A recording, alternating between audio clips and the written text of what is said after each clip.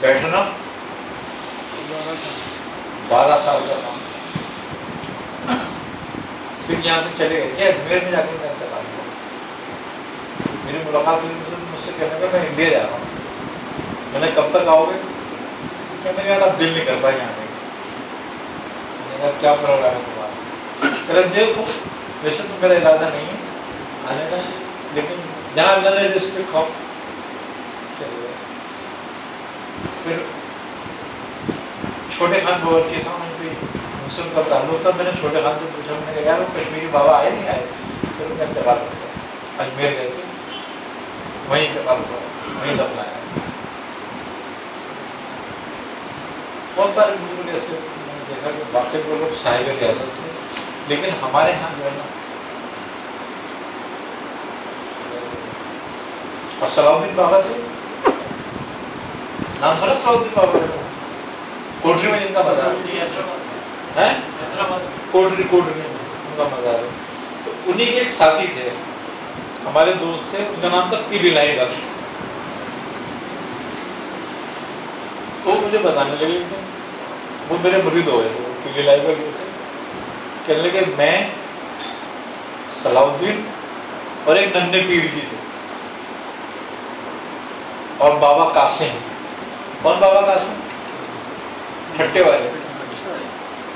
کہنے لگے ہم چاروں ایک ہی بزرگ کے مرید تھے. ان کا نام انہوں نے بتایا، بڑا اچھا سا نام تھا، آگرے میں رہتے تھے. کہنے لگے انہوں نے ہم چلے ہمیں بتایا تھے چاروں کا. صلاح الدین بابا کو جو چلا بتایا سورہ جن پڑھنے کا بتایا تھا، تو وہاں پر نا آگرے میں ایک جناتوں والی مسجد تھی. کہنے لگے وہاں بتایا تھا کہ وہاں پڑھا پڑھو. انہوں نے وہاں عمل پڑھا، وہ تھوڑا گڑبڑ ہو گیا، یہ مجذوب ہوگا، اسی حالت میں عاشق کر رہے. لیکن جنات ان کو ریزگاری لا کے دیتے تھے، پیسے بہت بانٹتے تھے ریزگاری. آخر تک وہ اسی حالت میں رہے. اچھا ان کو بڑا پریشان تھے اس حالت میں بھی پیر جی کو. کہنے لگے جہاں بھی مل جاتے تھے صلاح الدین بابا اور پیر جی سے ملاقات ہو گئی، فوراً چپٹا لیتے تھے، ارے پیر جی کہاں ہے تو؟ وہ کہنے لگے یہ کون ہے؟ تو کہنے لگے یہ میرا دوست ہے. شروع ہوا، ہم نے سب ساتھ چلا کاٹا تھا، لیکن یہ صحیح ہے میں پاگل ہو گیا تھا. ننھے پیر جی تھے وہ حمدان کے عامل تھے، قاسم بابا جناتوں کا عامل، یہ جنات کے عامل حیدرآباد والے. یہ حیدرآباد میں رہتے تھے پہلے، قاسم شاہ صاحب. پھر یہ نازو آباد میں آ گئے تھے، گولی مار یہاں آ گئے تھے. یہ سب آپس میں یہ تھے. یہ سورج یہ بھی جناتوں کے عامل تھے. اور صابی بابا کے مزار سے نیچے اتر نا ہوٹل کے ساتھ ہی ان کا مزار. یہ جس کے عامل تھے نا، پیر جی نے مجھے وہ عمل لکھوایا. کہہ رہے میں بتاتا ہوں اس کے عامل لکھو. میں نے خود نہیں کیوں نہیں کرا رہے کہ مجھے ڈر لگتا ہے. بولے ہمارے پیر صاحب نے ان کو بھی مجھے اور دونوں کو ساتھ لکھ کے دیا تھا یہ عمل. پیر جماعت علی شاہ،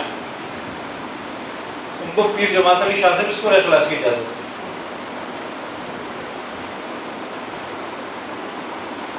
پیر جماعت علی شاہ سے حزب البحر کے عامل سے اور سورہ اخلاص ہے. لیکن اب ان بڑی خانقاہوں سے سب چیزیں نکل گئی کیونکہ توجہ نہیں ہے ان کے جو بچوں کی، نہ حفاظت کرتے ہیں. اب اصل میں عیش و آرام زیادہ ہوتا ہے. اور بزرگوں نے سختیاں اٹھائی. اب ہم لوگ جو ہے نا عیش و شرط میں پڑ رہے ہیں. اب اے سی کے بغیر تو گزارا نہیں ہوتا، یا پنکھا ادھر پہ، پنکھے چلا کے مجھے پڑھنا چاہیے. یہ یاد رکھنا ہمیشہ.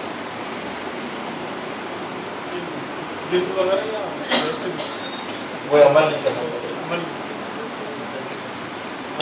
زکات نہ دے ویسے اپنا وظیفہ وہ ویسے بھی وظیفہ کر لے، لیکن کوئی عمل نہ پڑے پنکھے چلا. صحیح ہے. گرنے کا पंखा गिर भी जाता है और ऊपर गर्दिश हो जाती है।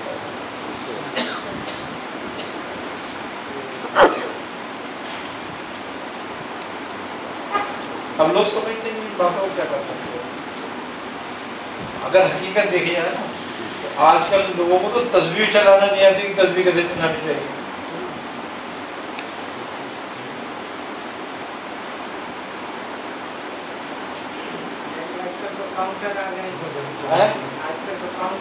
हाँ हाँ, अब तो और जद्दत होती जा रही है ना, और वो मुझे खराबी होती जा रही है। तस्बीह के लिए बुजुर्ग कहते हैं कि खैर के लिए अपनी तरफ करो, शर के लिए आगे की तरफ करो। जैसे वो पढ़ रहे हैं वकीलों वाला, तो आगे की तरफ पढ़, आगे गिराओ, ठीक है, और खैर के लिए अपनी तरफ गिराओ। और खैर के लिए उंगलियों पे पढ़ो तो ऊपर चढ़ाओ, और शर के लिए पढ़ो तो नीचे लाओ।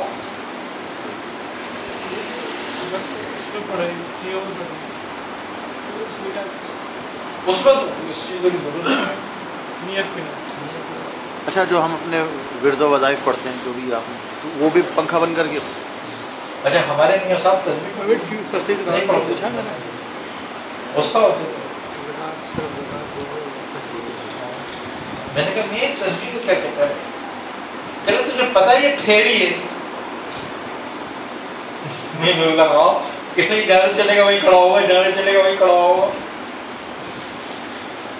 मैंने कहा ये तो उसमें होता है। फिर क्या करा जाए? फिर उंगलियों पे। अच्छा, मैंने कहा तो उंगली थक जाती है पढ़ते पढ़ते। उंगलियों ने बताया था मुझे कि उंगलियों पे ज्यादा था। उंगलियों में बहुत पढ़ा। कहने लगे एक बात याद रखो, इस पे पढ़ने से फायदा तुम्हें क्या होगा कि कल कयामत के दिन ये जवाब देंगे। ये कहेंगे कि हाँ हम जाकिर थे, है ना। कुरान की आयत सूरह यासीन की कि उनके मुंह पे मोहर लगा दी जाएगी और उनके हाथ और उनके पाँव उनकी गवाही देंगे।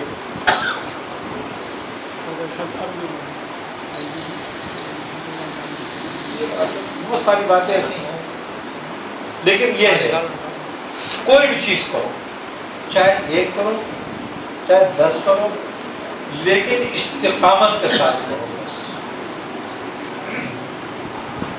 और ये नहीं देखो कि क्या हो रहा है,